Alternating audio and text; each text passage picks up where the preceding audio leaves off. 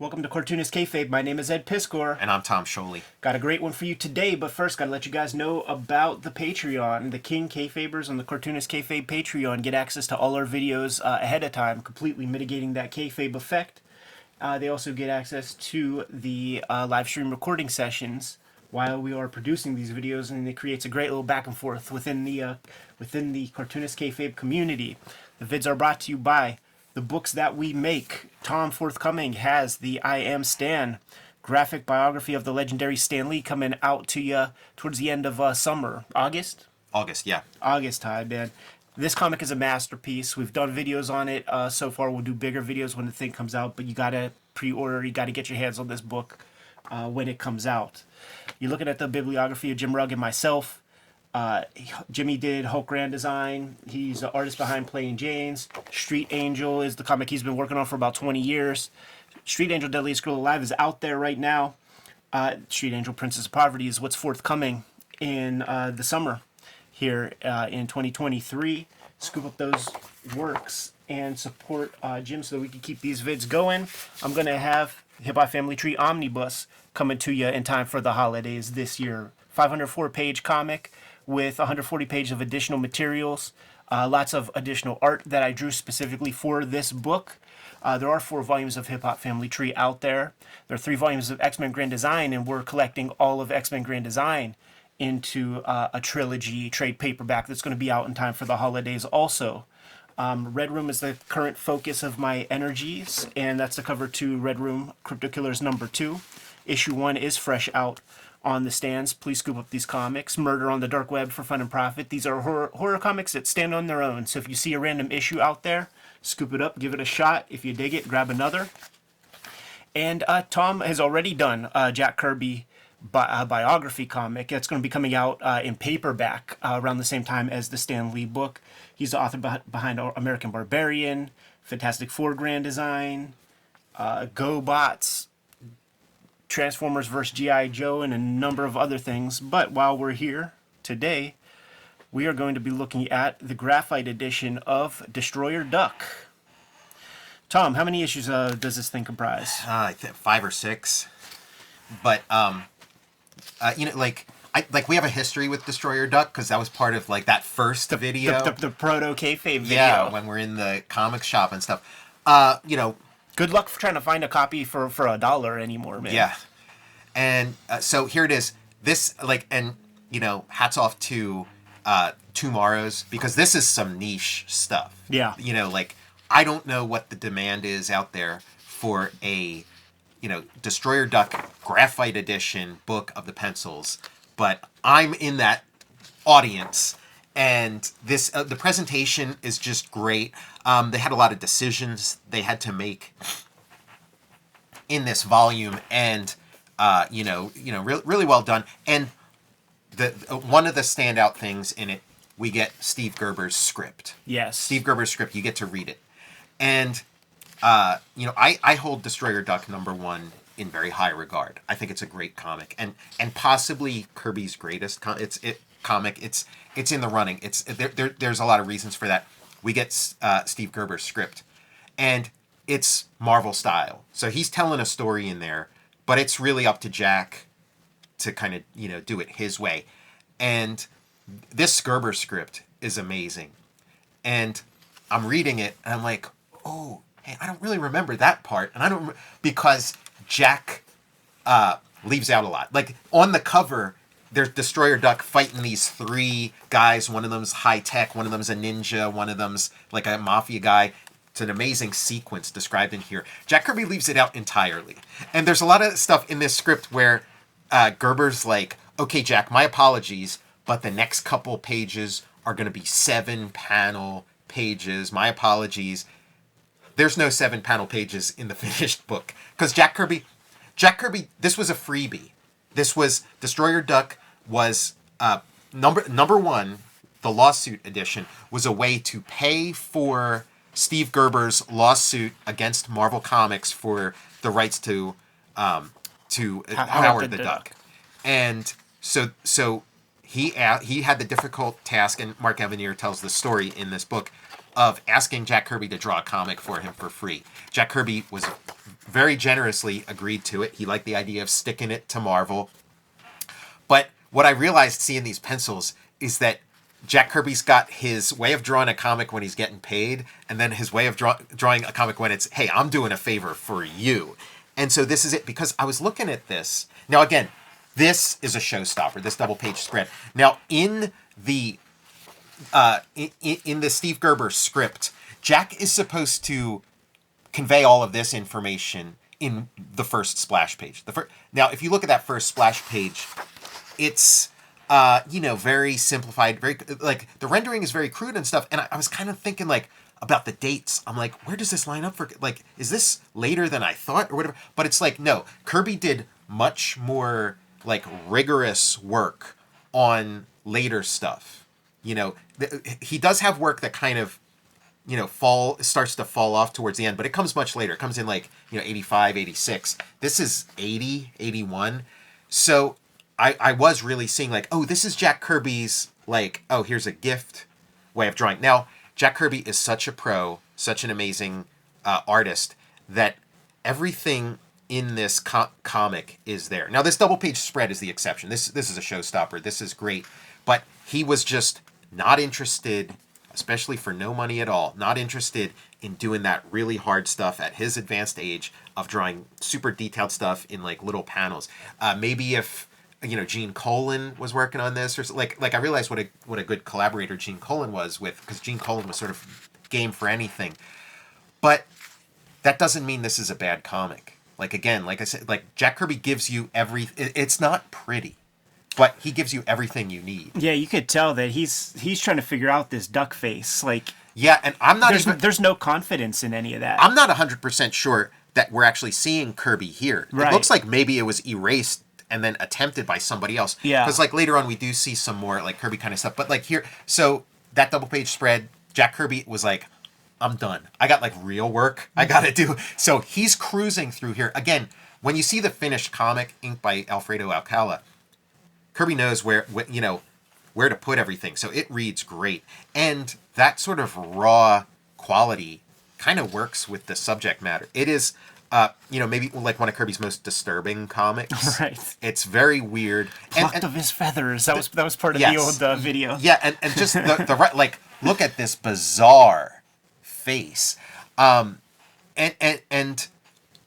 real proof that's in the pudding in here is that the issue 2 of Destroyer Duck, where Jack's actually getting his rate, getting paid, is like Prime Kirby again. So like the rest of the issues are Prime Kirby. It's just this first like freebie that's again, it's a weird thing to say because it's still great. It's still amazing, but he's not like drawing at like the illustration level that he was doing the day before and the day after. Yeah. So that was a revelation here. Yeah, it's so cool because I mean this is primal comics. Like we get to see like Jack Kirby's kind of primal comic technique.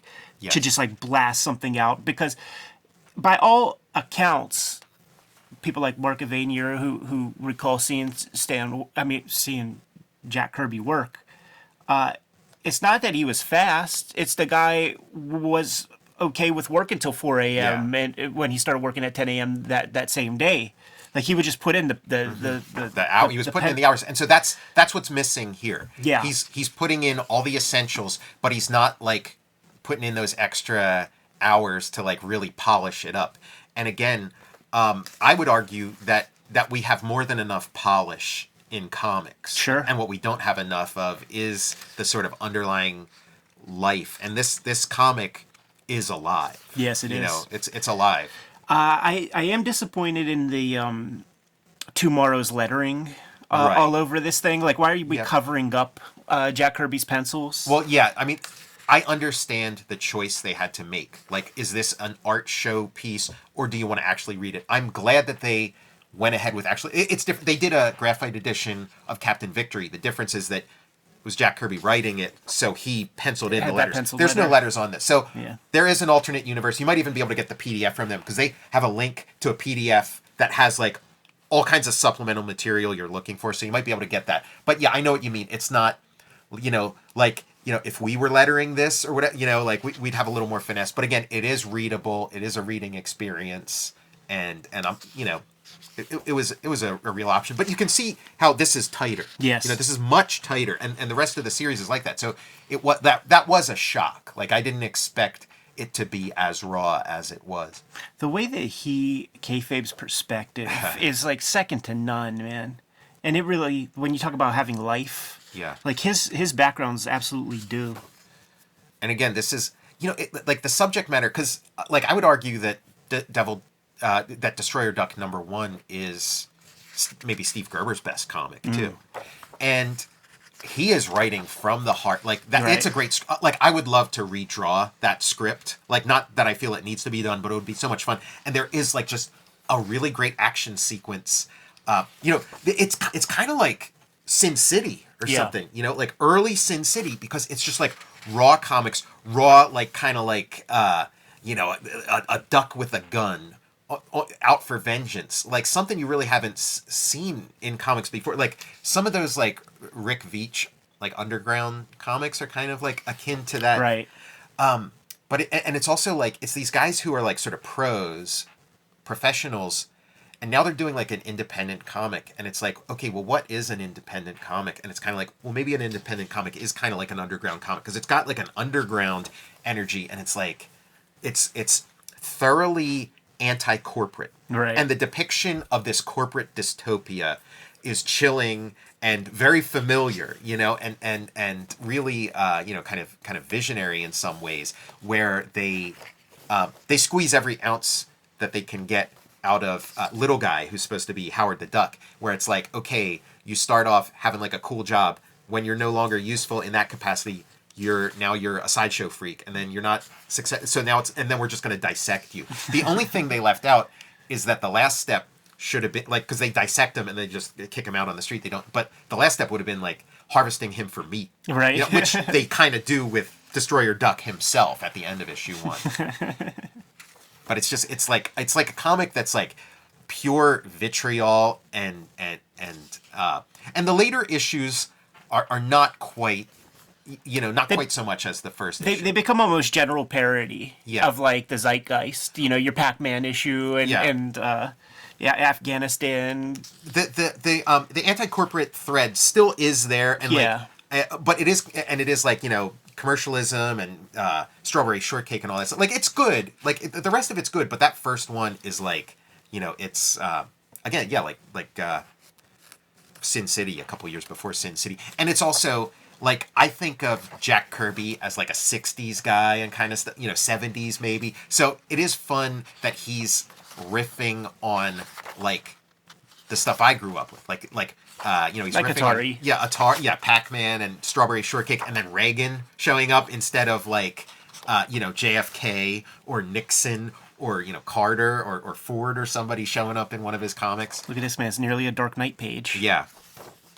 Yeah, it's just such a like a weird body of work, and I'm so glad they collected it in a hardcover version, and you get to see the pencils. There's like a Travis Bickle. They reference Travis Bickle. They reference the guy who shot Reagan. Right. You know, they reference like it's a wild stew. And there's letters in here from Steve Gerber saying like, I'm kind of done with this Destroyer Duck thing. Like, how about we just wrap this thing up and then pair me and Kirby up on something else? Because I think like they were working at Ruby Spears, and it's also funny reading the script, because when he's making these notes to Jack in the script, and the references are so great, because he's like, okay, this scene, make it like the Knights of Wundagore from Thor, okay, and then this scene over here, it's going to be like a castle out of Thundar the Barbarian, because they were working on Thundar the Barbarian to get another thing that's like real important for me. And then he's like, okay, now this is kind of like Goldie Gold and Action Jack. So it's like stuff that they're like this weird obscure stuff that I grew up with, but that like they're working on at Ruby Spears, and like those are his reference points with Jack. And I think that probably he would have, if he was going to start from scratch and say, oh, I'm going to do a comic book with Jack Kirby, his first choice probably would be like, oh, let's do something like Thundar, like let's do something with like high tech and robot. Like it wouldn't be this weird parody, but I think because it's such an odd fit for Kirby, and maybe even like a little bit out of Gerber's wheelhouse, even though like he was kind of like the weirdo, like pushing that stuff. I think that's what makes it great too. It's true. Yeah, like Jack Kirby is such a straight man. You know, like he didn't do that much dingbats of Danger Street. Right. Yeah. So seeing him in this, it's kind of straight. There's our Pac-Man guy. The Pac-Man guy. Yeah, and again, this is we're getting into like a Jack Kirby's Red Room, where he grinds the guy up into meatballs. Absolutely, and like eats them. it's so disturbing, man. Yeah, it is. It's very like seeing Kirby do this stuff is disturbing because you do associate him with your childhood and a certain amount of wholesomeness, but he's got a sense of humor that's like completely his own, and it, you know.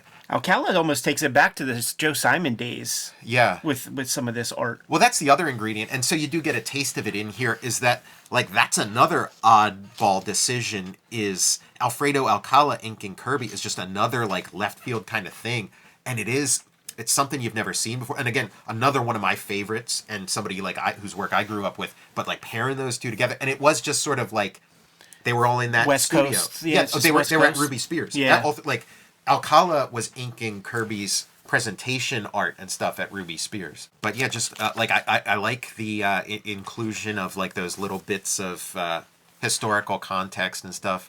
Oh, that's right, man. It was also one of those things that was it was colored blue line method, so it had brush strokes. Yeah, that's another thing about maybe why Destroyer Duck #1 stands out. Destroyer Duck #1 is a comic book. It's on newsprint. It's that kind of color. So it's like Steve Gerber, who's been, you knew from the comic, from the funnies, and Jack Kirby, who you knew from the funnies, on this class, doing something completely wild on this old format. Very disturbing. And then when you move it, issue 2 onward is like that kind of glossy paper and the blue line color. It's not quite, it doesn't work. It doesn't quite have the punch.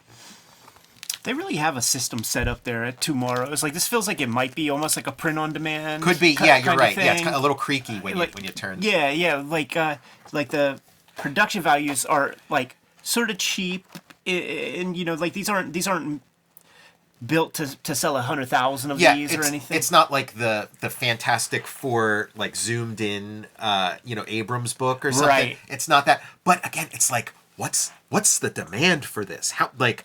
I bought it. You didn't buy it. Jim didn't. But like, how many people in Pittsburgh bought this? Like, I didn't see any other copies of this on. Like, I pre-ordered this at the comic store. I didn't see any other up on the rack. Right. Yeah. Listen, I think we just sold a couple today, man. I hope so. You good to go? Yeah, I'm good. Kayfabers, like, follow, subscribe to the YouTube channel, hit the bell so that we can notify you when new vids are available. If you become a King Kayfaber on our Patreon, you're getting all the videos well before anybody else. And hey, maybe there's a very finite amount of these Destroyer Duck Graphite editions. Get them while they're hot. The vids are also brought to you by the books that we make. And Tom, guest host of honor, is producing the I Am Stan graphic biography of the legendary Stan Lee. It's going to be coming out towards the end of this summer. He is also the creator of the Jack Kirby Epic Life of the King of Comics. Jack Kirby biographical comic that is out there, getting a paperback edition when the Stan Lee book comes out. Tom did Fantastic Four Grand Design, Transformers vs. G.I. Joe, GoBots, American Barbarian, 25 years worth of comics. I'm going to be having a couple collections come out this year. The Hip Hop Family Tree Omnibus is going to come out in time for the holidays, about 504 pages in total, with 140 pages of additional material that's not in the original 4 volumes of Hip Hop Family Tree. Lots of art I created exclusively for this book. I'm also collecting the X-Men Grand Design Trilogy into a trade paperback from Marvel Comics. It's going to be available in time for the holidays as well. Red Room is the current project that I'm putting together, and this is the cover to Red Room Crypto Killers #1 that is out on the racks at this very moment. Red Room Crypto Killers 2 should be coming out any time now. It is going to be a monthly book. Each issue is completely self-contained. There are 2 trade paperbacks of Red Room out there right now, The Antisocial Network and Red Room Trigger Warnings. Please support the books. Keep the lights on in the Kayfabe studios. We'll be able to keep going. Jim Rugg has Street Angel Princess of Poverty coming out this summer, collecting his early round of Street Angel comics. It's a companion piece to Street Angel Deadliest Girl Alive. He is the artist behind Plain Janes and the creator of Hulk Grand Design. So without further ado, go get your Destroyer Duck Graphite editions, and Tom, give the people the marching orders. Read more comics.